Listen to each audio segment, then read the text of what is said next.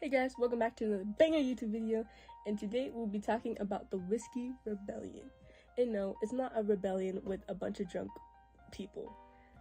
So I know all you guys are a bunch of visual learners, so my co-host Amber will be drawing little illustrations in the background so it's easier for you to follow. But before we get into this drama, let's pour ourselves a glass of water, no underage drinking please, and learn the benefits of turning grain into whiskey. Picture this. Back in the day, many farmers faced challenges in getting their grain to the market in Pennsylvania. Things were quite unfair for the people in the West than for the East. Frontier farmers had to cross the Appalachian Mountains and come across many inconvenient roads. Then they had a light bulb moment. Why not transform that grain into liquid? It was genius. By distilling crops like wheat and rye into whiskey, it made transportation a breeze. No more struggling with bulky bushels of grain when you could just roll in barrels of whiskey. And even while a horse could only handle a couple bushels of grain, it could carry twice as many barrels of whiskey. Plus, whiskey wasn't just a tasty beverage. On the wild frontiers where cash was scarce, farmers liked to use whiskey as the preferred method of exchange. And let's remember its shelf life. Whole grain could go wrong in a heartbeat, but whiskey stayed fresh as a daisy. That made it a real game changer for farmers looking to preserve the goods.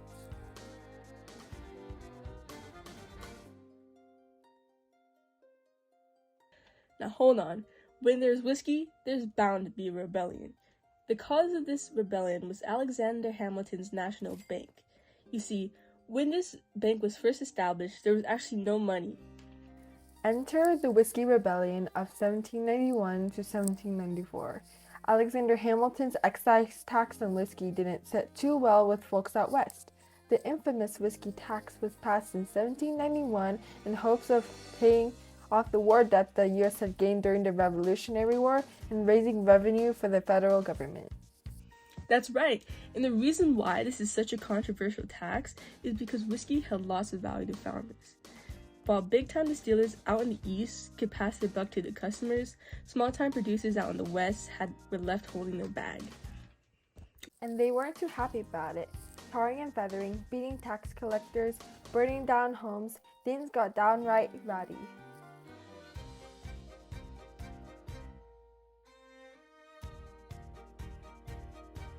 The rebellion started to reach its boiling point in July 1794.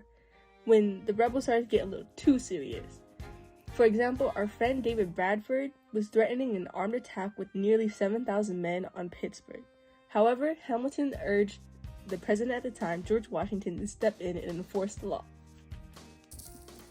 And with the might of nearly 13,000 militiamen behind him, Washington sent a clear message. The government wasn't messing around. That's right, the rebellion started to fizzle out, and most rebels had fled. If they were caught, they were pardoned. But most importantly, they started paying their taxes. However, the message was loud and clear. The U.S. government was able to maintain and enforce their laws. And there you have it, folks. The Whiskey Rebellion, a wild ride through taxation, rebellion, and the federal government's power. The U.S. has definitely had its fair share of rebellions, and after hearing about the Whiskey Rebellion, you might get reminded by one from the past. And if you're not too sure what I'm talking about Shays' Rebellion. Shays' Rebellion and the Whiskey Rebellion have a lot in common, like a lot. Well, for one, the situations both arose as new governments had just been formed, and the rebels also have a lot in common. First of all, they're both farmers from the countryside that are angry about the new government taxes that had been imposed on them. However, the Whiskey Rebellion took place in Pennsylvania, and the Shays' Rebellion took place in Massachusetts. But in all, the two highlighted the tension between the government's authority and the common people. Most importantly, the government was still able to maintain control no matter how hard or easy it was.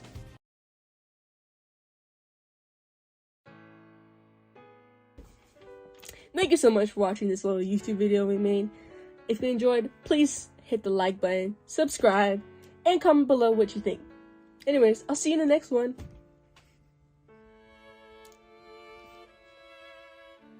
Period.